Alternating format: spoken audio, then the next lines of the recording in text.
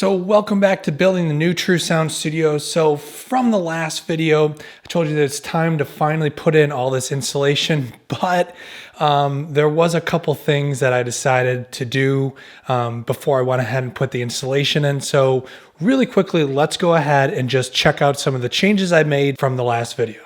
True Sound Studios is in your ears. So I wouldn't say that I forgot about putting in these wave guides, but I maybe didn't remember. So right before I was ready to put the insulation in, I realized that I forgot all about these wave guides. Now these wave guides are kind of like the splayed walls. It kind of helps move the sound and deflect it because this is 1/2-inch plywood is what I made all these out of. These sit behind the framing. Okay, so in between the drywall and the front of the framing is all these, we'll call them wood slats. This is 1/2-inch plywood. As you can see, they pretty much go from the very bottom to the very top. Obviously down here is still the diaphragmatic absorber for the base. And these are on a very specific angle. So these front two in the middle here are at 6 degrees. Then the next two are at 22 degrees. And then this one and then this one here are at 36 degrees. And I used a metal woodworking protractor to make sure that I fit all those angles right. And then also I cut these pieces of wood on the same angle to just obviously further help me out. These were all bradded into place, so like a finish nailer, but a smaller nail is called a brad. So I just used a bradder. And it really didn't split any of that plywood, so that was good. And then additionally, I went back and used some adhesive just to make sure that these things don't vibrate. You don't want these rattling behind your walls. Though, when you put the insulation and mush it all in there, I think it would be okay anyways, but just in case. And then we get to the, I guess you would call it more the base traps in the corners here. This one was at a 35-degree angle. This was at 25 and 12. Now, at the very top, I didn't put anything because a gentleman by the name of Steve, who was also a studio designer at one point, he told me that I should probably just take a piece of plywood and put some rock salt in there, kind of make an acoustic panel that's leaning for these top sections up here. So before I move to the back of the room, you might notice this beam up here. So this is the actual beam that's carrying the load of this entire studio. But this is the false beam because dead center between here is the center of the room. And so what I did is I just created essentially a reflective surface that is equal to this one. Same height, same width, same material. And this runs from the very front to the very back of the studio. It was not super easy to do, especially by myself. And then I went ahead and just primed it white. And I'm gonna cover that with fabric, possibly, potentially. Now, something that I keep forgetting to mention is the acoustic clouds that are going to go over this mix area anyway. So there's going to be a large acoustic panel on an angle. Once again, we'll get to building that in another video. Another great thing that this does is it provides a great area for the HVAC, ducts, so that sound doesn't just go directly into the ductwork. It'll make its way through, once again, yet another kind of labyrinth of pipe. So just really quickly, let's just go ahead and look behind us in the control room to what else I did. So this is the back of the control room, and you can see I once again added some more of these wood slats, these wave guides. Now specifically, this one is at a 10-degree angle. This is at a 23, and this is at a 34-degree angle. Now, figuring out these angles is honestly something that I wasn't sure how to figure out. I actually found somebody else's studio plans and then kind of slightly altered them based on what I think I need to do in this room. Another thing to note is some of these wave guides are thicker than the others. Like these are thinner. This is a little thicker, and this is the thickest, meaning the width of the piece of wood. And that is just to make sure that we keep an equal gap on the back, and then also create some, we'll call it splaying on the front here so that these wave guides work as they should. And one of the last things that I got going was all of the electrical outlets in the control room and the vocal booth are finally all working, and all the light switches. The only thing I really haven't put in yet is just the other half of the LEDs, and that's only because I need the rest of the walls to be put together. But even lights like this, all these LED squares for this video production area. Now I made these ones out of 1/2-inch copper pipe with some of these pendant fixtures, I guess you would call them. It's just a light socket with a wire on it. If you guys care at all, I'm gonna have a separate video on just quickly how I made these. I thought it was a really great solution to be able to make 14 light fixtures for under $100 without even really having to do any electrical wiring. So that will be a video coming up in probably a week or so. Okay, so that is all the updates I did from the last video. So now it is time to bring in a whole mess ton of this thermofiber insulation, as well as a whole bunch of fiberglass insulation, and start putting it into these walls. So right now I am using fiberglass insulation. This is R30, or also known as just 9-inch insulation. And that's what I'm using to fill this entire front wall, and actually most of the back wall. This stuff is pretty nice to work with, it's very flexible, and I'm also making sure that I leave a gap in the very back of the insulation. That's really important for acoustics, and also to make sure we don't have any moisture issues that can potentially build up on the back side of the insulation and between the drywall. You can see once again here, this is the back wall. I left about a 2-inch gap there.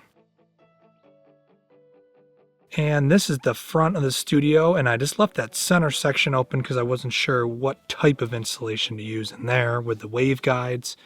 But you can see the side walls are fully filled with the mineral wool insulation, and the other side of the control room. Now, one thing I did was I made sure to acoustically caulk any of the wires that came through the drywall before I put up the insulation.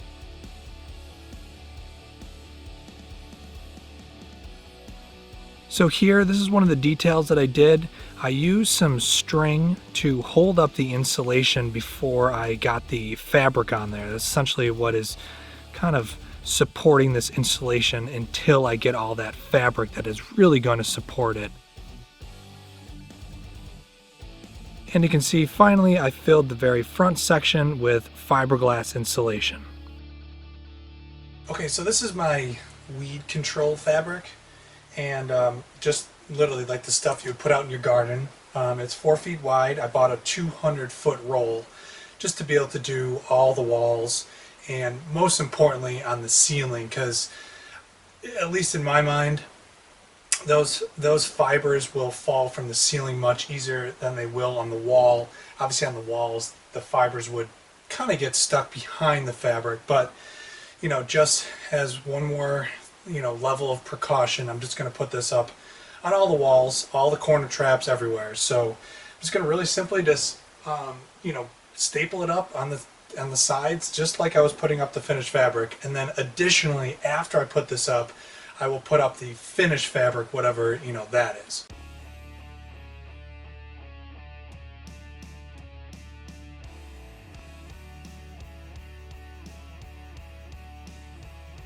Something to consider is when you're cutting out the fabric around your outlets, obviously the sides of the outlets is how you connect the power to it. So if you are using your metal blade and accidentally, hit those contacts, you will electrocute yourself. So, turn off the power to your outlets. That's what I'm doing right now, just so that I don't electrocute myself. And another thing is this first layer of fabric, because it's the essentially trying to stop the fibers from moving, it doesn't have to be perfect. So you can kind of cut it a little more sloppily than you will when you put the finished fabric over that you're going to definitely want to make sure that you're not cutting on the inside of the box, but just outside of it, and make sure that you're cutting as perfect as possible, because you will see it. So that is the finished look of, I guess you would just call it the first layer of fabric. This is the weed control stuff. So obviously just make sure you take into consideration that this is a very obviously dark fabric. It's, I guess you would call it black, charcoal, whatever. So if you're going to put a much lighter fabric over it, like white, it's going to have like that darker white look to it. So now I just gotta wrap this entire room and the control room and then we can go ahead and start putting the finished fabric up. So you can see here I have the landscaping fabric on all of the side walls and just a little bit on the front wall. And then now I got the entire front wall done, and this is not the finished fabric. This is only the landscaping fabric. And just once again, the landscaping fabric is to hopefully stop any of the loose fibers from any of the insulation from working their way free and through the fabric and then becoming airborne, and then eventually you could potentially breathe them in. So just a quick look at these speaker soffits. I put in all this studio foam in here as kind of like a temporary solution. So you can see I got my foam pads here, my isolator pads here. This is just some fabric just to make it look a little nicer, just in case you can see through any of the areas.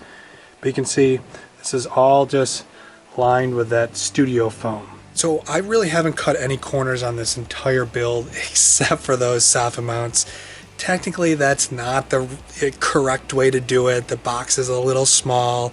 You know, I probably shouldn't have used that studio foam. But the reason why is just because after comparing the sound quality, I guess you would say, to like my Dynaudio speakers or my even my event speakers that I have, they just don't sound quite as good. Plus, I don't have a really good amplifier for those speakers yet, and I really could upgrade those drivers. So for the time being, that's going to be the way they are, and in the future I will upgrade the entire thing, but I just don't want to have the time for it right now. So I just want to focus on, you know, getting the studio together, and at some other point I will upgrade that whole soffit mounted system. Okay, another day at the studio. You might be able to tell I got a little sick here. So let me quickly show you what has happened. A lot of that black fabric has been finally covered up by all of the finished fabric. So we got the front wall here with this white fabric with this nice black pattern on it. That's obviously going to be the dead center of the studio. And we got the gray over here. Got the speakers in. A lot of the wall plates are in, which means that a lot of these things are permanently done. You know, power is fully finished. This is my speaker plate to connect to all the surround sound speakers. That one is not done yet. Got some more of the power, all the Cat 5 connections, the other outlets for non-studio related gear. These are the surround sound powered speaker lines. Some switching for some power. Another 20 amp set. That Cat 5 is not done yet. We'll take a look at the sidewall over here. So all this white fabric, underneath that is still all of this stuff. That weed guard. Another benefit to this weed guard is because it's black, obviously it covers up all the colors of the, you know, the studs, the wood color, and then that greenish hue of the insulation, and it really kind of blends it all together. So when you put, obviously white fabric will show the most. So when you put the white fabric over it, it does have like it's like a dark white. You can almost see the darkness behind it. This makes it look really nice. So that's definitely turned out really nicely, and I have now this entire wall to do. I had to go out and buy some more fabric because we decided to change the colors. At first, the first two walls here were going to be black, and the last one was going to be white, but after we saw so much of the black color in here, it just seemed a little too dark.